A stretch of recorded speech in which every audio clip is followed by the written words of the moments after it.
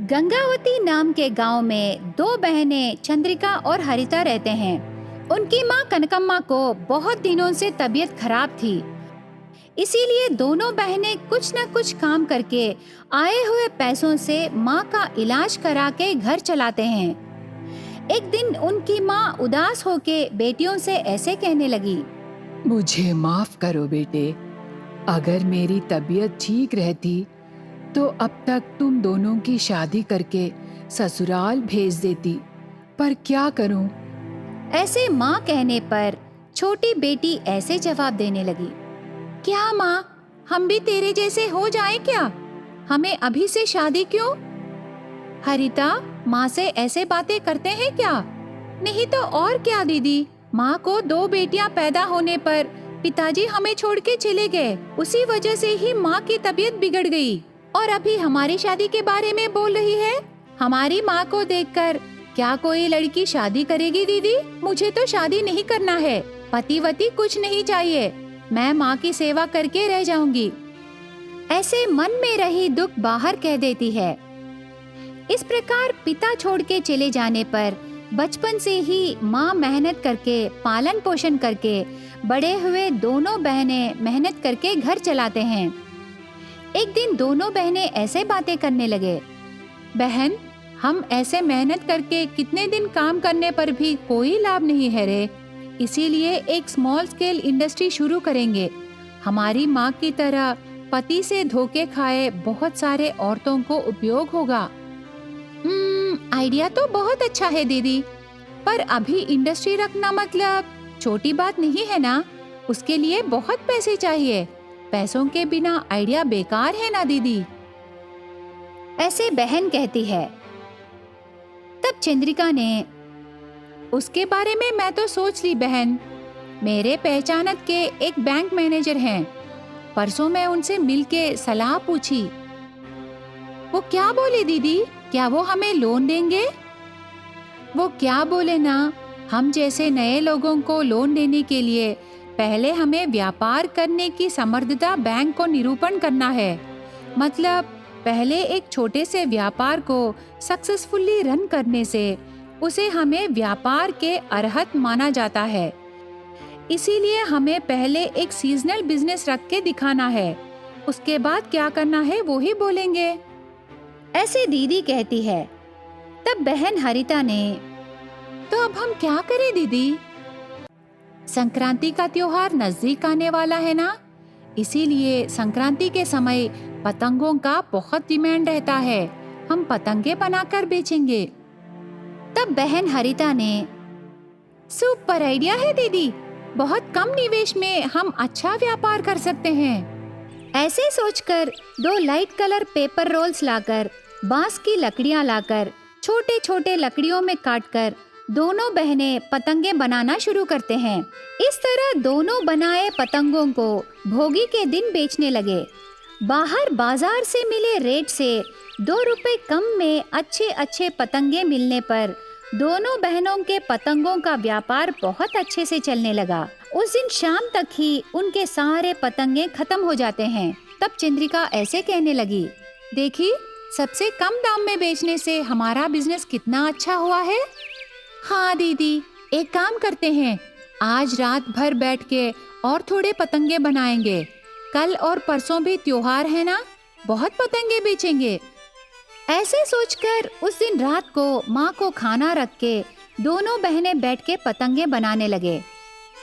अगले दिन तैयार किए पतंगों को बेचकर बहुत कम निवेश में अच्छे मुनाफे कमाते हैं दोनों बहनें।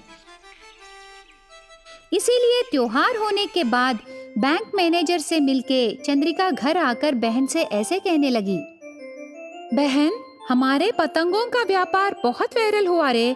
इसीलिए बैंक मैनेजर हमें लोन देने के लिए तैयार हो गया। मैं बहुत खुश हूँ बहन। ऐसे दीदी कह के खुश होती है। इस प्रकार संक्रांति के त्योहार को पतंगे तैयार करके बेचने पर दोनों बहनों की जिंदगियों में खुशियाँ खिलते हैं। कोत्तापट्टनम नाम के शहर में चंद्रिका और हरिता नाम के दो बहनें रहते हैं। वो एक जमींदार घर की पोतियां हैं। उनके पूर्वज बहुत बड़े भूस्वामी होने पर गांव में उनके पूर्वजों को हजारों एकड़ की जमीन थी। उस जमीन को किराए पर देकर उसमें खेती करके बहुत सारे गांव के लोग जीने लगे। ये दोनों बहनें इतने बड़े घर की लड़कियां होने पर उन्हें किसी भी चीज की कमी नहीं रहती। बहुत अमीर जिंदगी है उनकी। पर इतने अमीर होने पर भी दोनों बहनों को थोड़ा भी घमंड नहीं था। उनके काम वालों को भी अपनों की तरह देखते थे। एक दिन दोनों बहनें बाहर जाने के लिए कार निकालते समय, मैम साहब, कार मैं निकालूंगा, चाबी दीजिए। 2 दिन से मेरी तबीयत खराब थी, इसीलिए मैं नहीं आया, माफ कीजिए।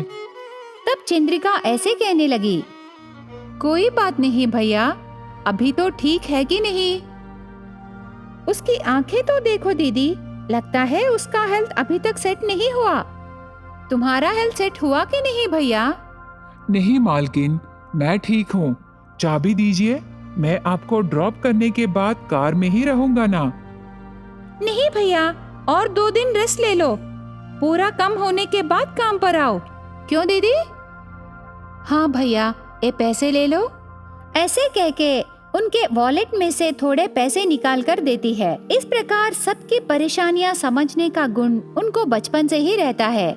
ऐसे रहते हुए संक्रांति के दिन नजदीक आने पर उनका पिता दोनों बेटियों से ऐसे कहने लगा, चंद्रिका और हरिता बेटे, हर साल हमारी तरफ से कोई ना कोई हमारे गांव को जाकर वहां हमारे जमीनों में खेती करके किसानों के दिए अनाज और पैसे लेके आना रिवाज है। इस बार शायद मैं नहीं जा सकता। जरा तुम दोनों जाकर उस काम को पूरा करके आओ बेटे। इस त्योहार के 3 दिन वहीं रह के आओ। ऐसे पिता कहता है। तब दोनों बहनें बहुत खुश होकर मान जाते हैं। संक्रांति का त्योहार नजदीक आने पर दोनों मिलके उनके पूर्वजों के गांव को जाते हैं। वहां गांव वाले बहुत सालों बाद उस घर की बच्चियां आने पर बहुत खुश होते हैं। पर इस साल के फसल में ओनर्स के हिस्से को देने में उन्हें थोड़ी परेशानी महसूस होती है। हालांकि जरूर देने की स्थिति में उन्हें देना पड़ा। इस तरह गरीब किसान बाहर कह नहीं पाए, पर कोई विषय उनसे छुपा रहे हैं करके चंद्रिका ग्रहण करती है। क्या हुआ चाचा?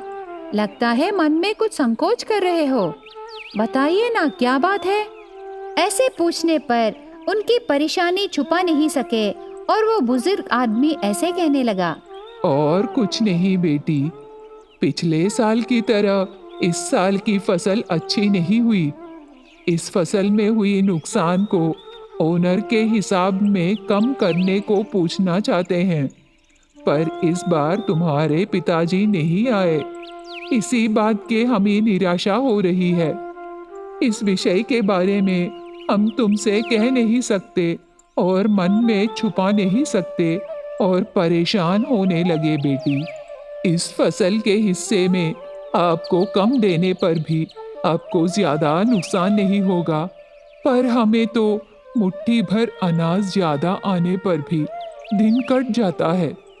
ऐसे कहने पर चंद्रिका ने, चाचा, आप किसान हो, भूमाता को आपको शासन करने की शक्ति है।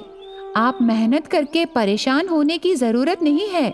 आपको जितना चाहिए उतना लेके बाकी हमें दे दो चाचा। अगर वो भी चाहिए तो ले लीजिए चाचा।